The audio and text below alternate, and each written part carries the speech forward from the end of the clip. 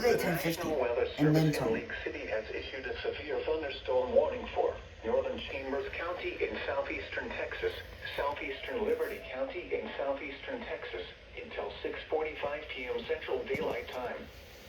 At 6:11 p.m. Central Daylight Time, a severe thunderstorm was located near Devers, Oregon, 8 miles east of Liberty, moving south at 30 miles per hour.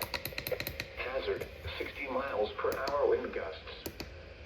Source, radar indicated. Impact, expect damage to roofs, siding, and trees.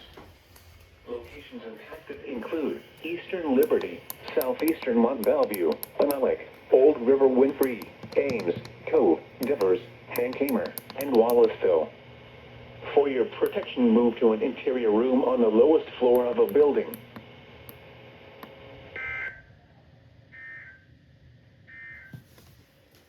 Tropical storm Bertha continues westward. No significant impacts for southeast Texas. New information.